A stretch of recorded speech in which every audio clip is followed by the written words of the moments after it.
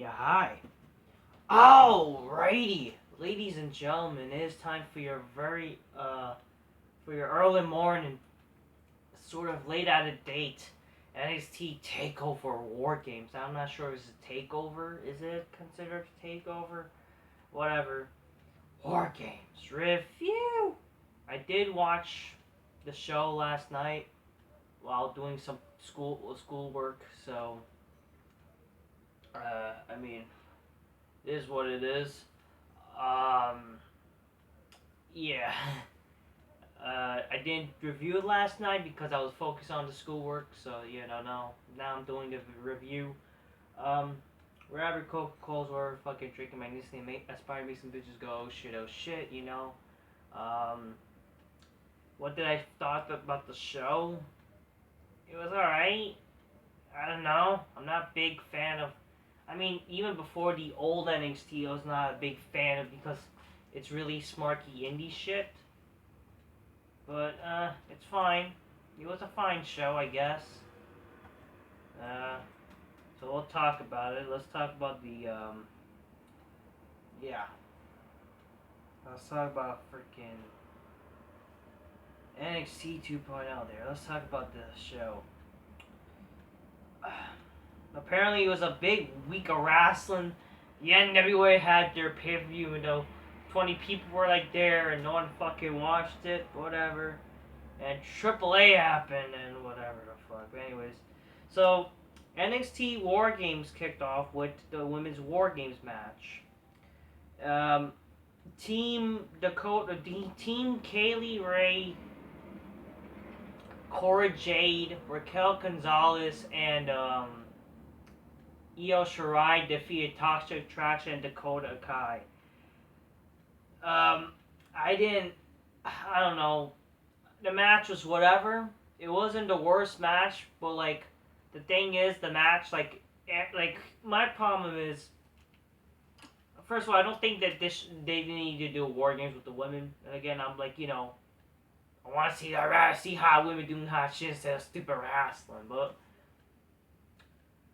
I don't know. The match, every freaking time when the women were entering, they got weapons. And listen, I love weapons. I love when the weapons gets involved in a match, especially in a cage match. But like, there's gotta be a point. It's like every fucking time. It's like they barely use the cage too. You might as well make this a weapons match, if anything. Like you should be building to spots. Like, then what's the point of the cage match? Like, obviously, cage is the number one thing. Weapons, and like, sure, it's a weapon get involved. It's cool. I like that. But like, it should be like basically how the men did it tonight was way better. So, well, it is what it is. But the match was whatever. You had a big spot with Cora Jade. Basically, did a spot and then she injured herself apparently. But she got recovered and then she won the match. I thought that was kind of unrealistic. I didn't think that the freaking. I mean, Cora Jade's probably the only person I like from that team anyway, because she's like cute, whatever. That's all I really have to say. Like, I rather the other team won, I guess, but whatever. It is what it is. I don't know. I just thought it didn't make no sense because what? Freaking, she got injured. Wouldn't it make sense if they lost? I don't know. It is what it is. Boa says Mia Ying passed her spirit in his body and he can't control the power.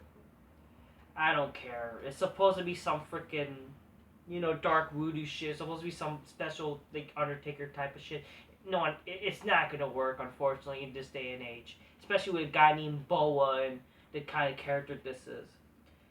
The upcoming 2.0 of NXT says the Shaman will be revealed. Apparently this is involving MSK because they lost the tag titles and they're going to get coached on some old tag team guy. I don't know. We'll see what happens with that. Imperium defeats Kyle O'Reilly and Juan Wagner to retain the NXT tag titles. I didn't really give a fuck about the match in all honesty there. I don't know. I don't really care. I didn't care because Kyle O'Reilly, he's a fucking midget. And what makes no sense also that him being a midget, he was able to beat up Von Wagner when Von Wagner decides to attack him after the match. And he was able to This guy's a fucking small dude, and he's freaking. How is it? And plus, what? It just goes to show how Von Wagner is a joke. You know, he's supposed to be a future star, Von Wagner, and he got easily beat up by a goddamn small dude. I don't know. Apparently, later on the show, freaking Kyle O'Reilly challenged freaking Von Wagner to a match on 2.0 where they're gonna have a cage match. Lately, they're gonna do a lot of cage matches. They're gonna do a fucking cage match on fucking Raw tonight. But whatever, I don't know. There's been a lot of cage matches gonna happen. Damn. Yeah, they love cage matches now. God. I mean, but cage matches should be like feud enders. This is like their first match of the feud, unless this is like the last. Because apparently there's rumors that Kyle O'Reilly's gonna leave along with Johnny Gargano. Good riddance. Who cares? Oh, but you know, Johnny Gargano, you know, he's the heart and soul of NXT, guys. He was the heart and soul. He brought me into wrestling. He made me love wrestling. Yeah, fucking small midget dude gave you the love of wrestling. Yeah, fuck you. Cameron Grimes defeats Duke Hudson in a hair versus hair match. Cameron Grimes shaves the other guy's hair, and I don't really care. I really don't. New Year's Evil is announced for January 4th. Why they're calling that? That's so weird. Roderick Strong defeated Joe Gasey to retain the Cruiserweight titles, hoping Joe Gasey would win. Apparently, there's rumors they're gonna have to retire. They're gonna retire the Cruiserweight title. That would make it, honestly, in terms of that kind of, it would make sense. Because first of all, the Cruiserweight title, they're not even freaking. All these guys are literally cruiserweights, especially fucking the main roster. But they're above 225. I mean 205 though. That makes them a heavyweight apparently. Even though back in the day 225 was the limit for a cruiserweight man. But everyone's apparently, you know, literally a cruiserweight. But they're now heavyweights now. I don't fucking know. But yeah, Roderick Strong won. I would rather Joe Gasey won, but whatever.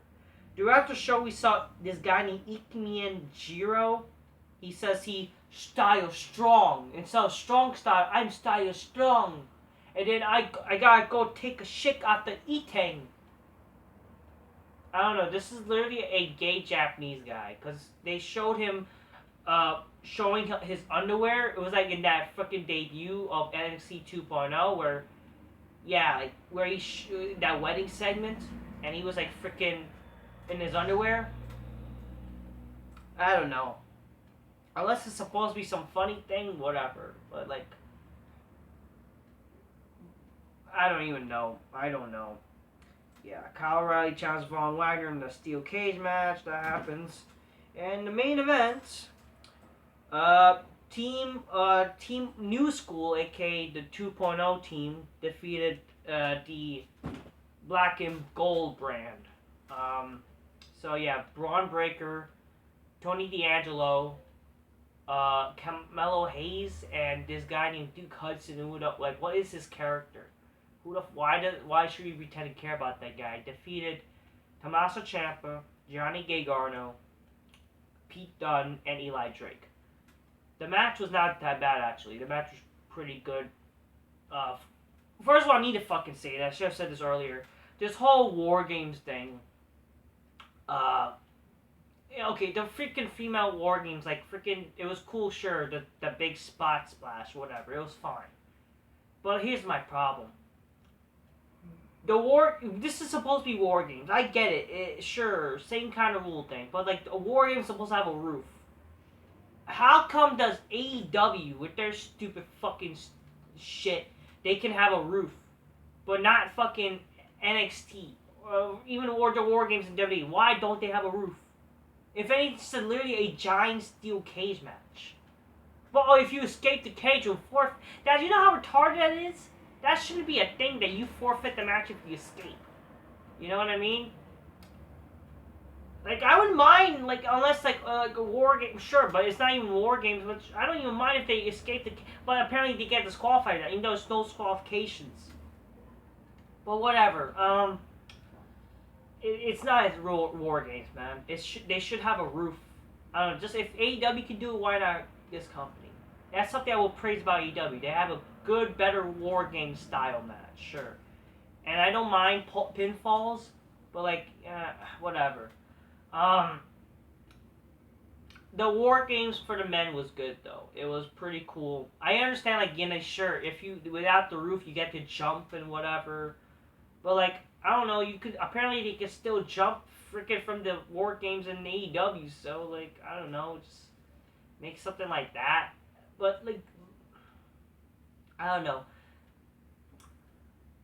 The match was good. It was exciting. There was a big spot. There was, I think, a belly suplex to a table. Then a big elbow drop to a table on one of the guys.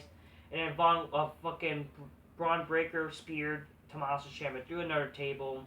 And he pinned him, like, after doing his finisher, I believe. And they used the cage. It was, it was alright. It was a good match. Nothing really too great, but it was a good match. I enjoyed the main event. So, and plus it makes you actually care. You know what? This is definitely Braun Breaker's the future. These guys are the future. Tony D'Angelo's the future.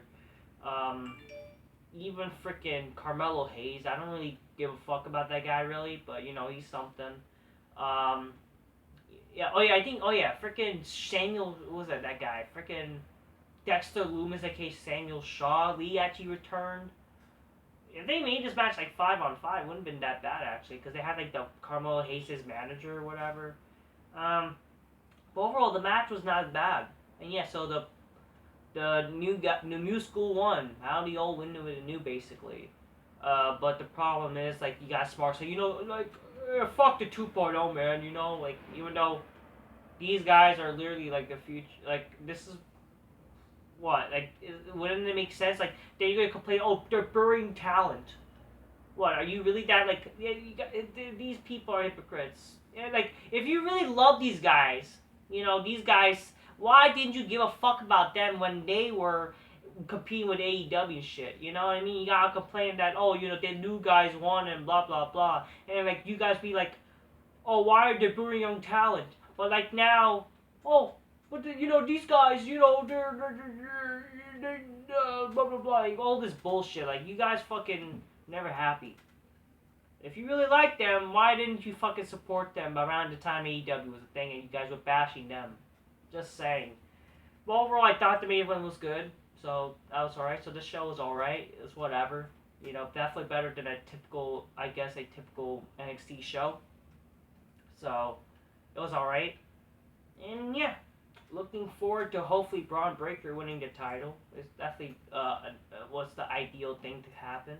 He is the future. So, he's cool as his fucking uncle, so that's for damn sure. That's all I'm gonna see, people. That's my just short review about NXT 2.0. It was fine. But it's the end of the NXT, guys, and the end of the black and gold, even though fucking the black and gold, like what they were doing was not drawing viewership. Triple H was just being an indie mark. But oh yeah, all the indie fans are sad now, even though it was literally the same shit during AEW. But it's a problem, AEW's better. It's just again, y'all just jumping on the new toy. That's it. It's a new toy. But Vince McMahon's involved. That's why he's bad. He's bad, even though Shawn Michaels is the one who's in charge. And Triple H is back. He's back. How do you not know that Triple H is back? If he's on Raw checking on Seth Rollins, that means he's involved in NXT still. So fuck off. I'm just keeping on motherfuckers. Get your games, drink your clothes, my niece can inspire make some bitches go, oh shit, oh shit. That's what y'all need to do. Instead of fucking focusing on stupid gay wrestling shit. No chick's gonna want the smelly neckbeards anyway. Alright, that's to say, people. Till next time, peace. Yeah, bye.